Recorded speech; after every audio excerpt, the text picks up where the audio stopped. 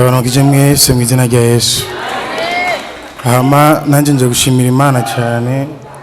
Igitangaza Imana yarayikoze Yesu nashimwe. Amen. Pastor yaje kubivuga mu kanya ati hariho umuntu ejo basengiye ava ruguru yagiye akomeye Yesu nashimwe. Amen. Uwo muntu nige nenda mugwaje no ngaha twazananye. Ari he? Yicaye hagi inyuma gusa kubera mitindi taraboneka neza ku kintu cy'amaso. Ku maso? Oya maso atandukanye n'ivyaragwaye mu vyaragwaye cyo ndi yaramaso. Biratandukanye cyane. Rero nanje gushimira Imana cyane namuvanye Igitega maze kumuvuza ku mafaranga menshi. Ndahinda nashika nini Bujumbura ngibando gitsajya muri Rwakarede mugabo naho nyene biranka. Cyane mutwarira kuri Tanganyika Hospital naho nyene biranka. Nta cyuma na kimwe batari bwamucishemo mugabo dore byaranse. Muganda shimiye Imana kuko yarashoboye kuba yomara iminsi ine adafungura kandi muri iyo minsi ine yamaze nta munsi n'umwe ari bwambwiye yuko yokumva ko ashonje Yesu nashimwe. Ariko ndashimira Imana umunsi wa mbere yasengeye ngaha babanje kumusengera hariya mwijabe yarambariye ko ashonje Yesu nashimwe. Hama ndamugaburira kandi ndashimira Imana ejo mu bamuzanye ngaha sindimwo yaherekejwe n'umuvyeyi wiwe ariko nararyohewe ndamubonye yitahanye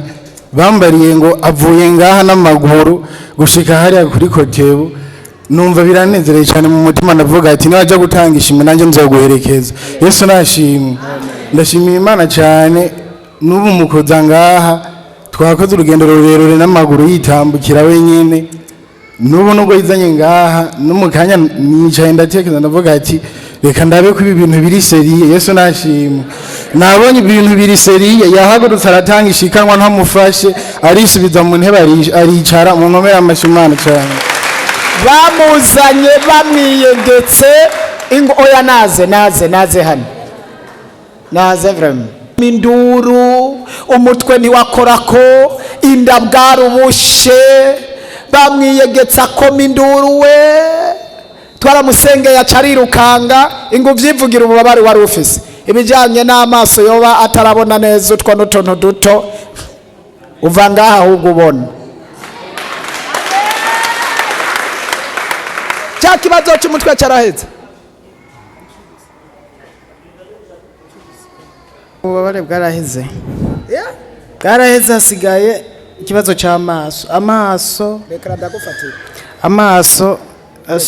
amaso numva ariya ambangamiye gose arangya gose munda ngiye kuvuga ukuntu byari bimeze ejo ni ukuvuga ko hariya natanguye kujya gusengera nagiye ituro zibiri zo turo zibiri nta na kimwe cyahinduka yaba mu nda yaba mu mutwe byose numva ubushe bugwa bwiyongera. Rero umukozi w'Imana arabiraba ababonye nahaje kuva 12 nta 12 kandi aje avuga ati sha reka ndagucishirizemo yarasangwa afise amasengesho kana reka ndagushishirizemo ndaguhe nimero z'umukozi w'Imana uzorondera uzogende agusengere urabe yuko hogira impinduka ihinduka. Rero jewe cyanza ngaha ijo niho naza ngaha waje bagufashe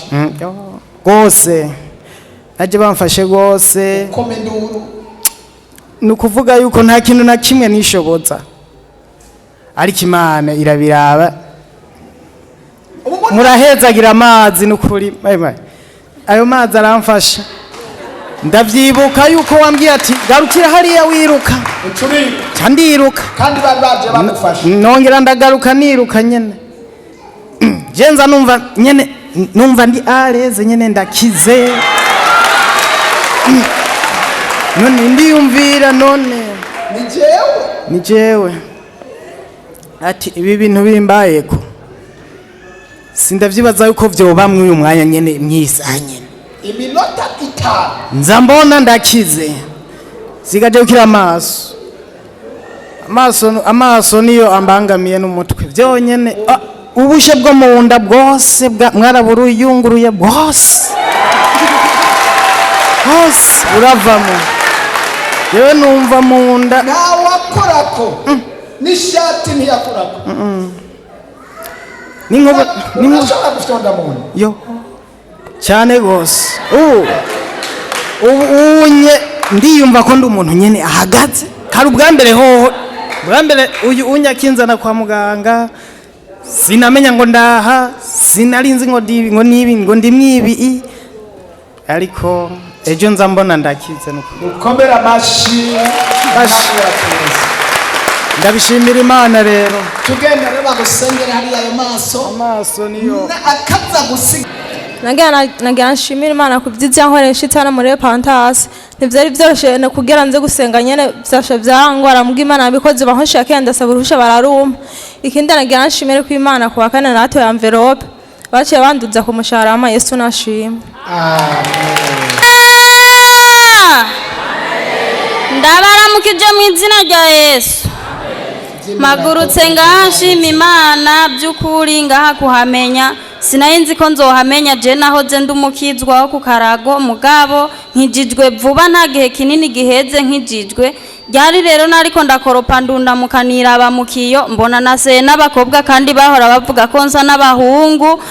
kuwa kangahe rero kuwa kabiri cendaza ngaha naje banyandikiye adresse ku rupapuro mbana n'abamizirima nta mwidegemvyo mfise ejo rero ndamuhenda ati nukuri nzoja kuraba mukuru wanje nico nasabye Imana muganda avuga ati Imana mbabarire kazima mbeshe nje kugusenga urashobora kumfasha ndagenda kwa kabiri naje niyivye by'ukuri sanga n'ukuri mabuja ntiyigeze uwo munsi yaciye agumiyo yagiye n'uyu munsi rero navuye muhira niyivye ndavuga ati nubundi ndagenda bigume byoroha kuko ico nasabye Imana narasambanye narivye byose ndabiheba ndavuga ati Imana ni wewe nawe nkeneye ico wonkorera mu buzima bwanje je rero haza umugabo ku mugoroba arambaza tunoye ko wumva yuko ushobora kubana n'umugabo wa mariage ari ushaka none hoza nawe w'amafaranga ntiwomwemera ndamubwira ati ikintu narahiye ko nta busambanyi nzosubiramwo ku bw'amafaranga cyangwa inzara n'ubukene fise ubwo busa nzogenda mpenye uko nyene Imana igihe izobona ko nkeneye gutabagwa nzotabagwa rero nshaka n'ukuri muzoze muradufasha no gusenga kuko nta mwidegemvyo tuba dufise bamwe nk'uko tuba tuboshwe turasuzuguritse by'ukuri nkanje nta mwidegemvyo fise kwa Mungu ndashobora kutazoza muzonsengere n'ukuri nico nari ngomvye gushimira Imana tugenda tugusengera banza ubwa mbere mukuza ngaha je naguma mpura n'ibitero nkaguma ndota ndi kumwe na nyokuru kandi nyokuru yapfuye muri 2016 muga nkaguma ndamuna duhagararanye undi munya naho nkabona umuryango mvamwo harimo umuryango umeze nabi mbona ndi hejuru yo kumabati hejuru yabo ikigira gatatu kandi hari ku munsi wa gatanu uheze naje ngaha ntafungura ngwaye cyane n'uwo tubona kugeze yavuga ati je ndarambiwe kubona nguma nteye kutafungura kubera uwo mukobwa tubana maze kuza ngaha natashe ngira n'inzu yose no yirya ndumwe ikindi mpagaze ngaha shimira Imana naje ngaha kweri ata kintu camena mbona mugubu amahera ngoma mbona mu telefone ago no kwa mwumvuye ngaha nagiye nsanga mera muri mikashe bandungikiye Yesu nashimye Isakaronka komera bashunaniza umuntu wakijijwe neza yihana neza imbere y'abantu nk'uwo niyo ngakazi n'izina rya Yesu haleluya genda sezera abantu biwaza n'ibintu byiwe hamaronka akazi amen haleluya cyane hamuranje mpagaze ngaho imbere y'ishengero ry'Imana shima Imana ku vyiza yankoreye kuva shisenga muri Pantas je nkiri isubi nyuma gatoyi nakora muri restaurant hama habura umwanya kuza gusenga muri Pantas ronka umwanya wo kwidegemvya hamwe ndonko kuza gusanga umwanya shakiye wose nkasaba na pasiteri umuvyeyi wacu asenge ako kazi natanguye gukora Imana izoguma impezage ndonko umwanya kuza gusenga amashi kumwami Yesu ubu twavuye mu Haleluya Haleluya mumpera amashimana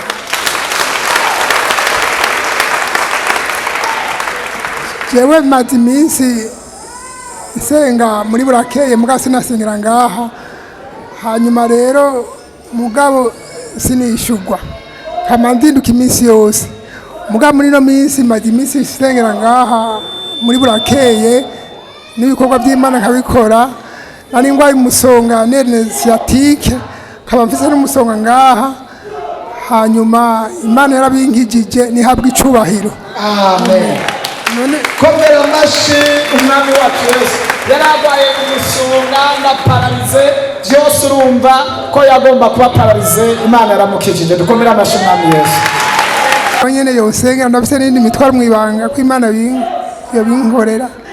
Imana ishimwe irabikora cyane twamaze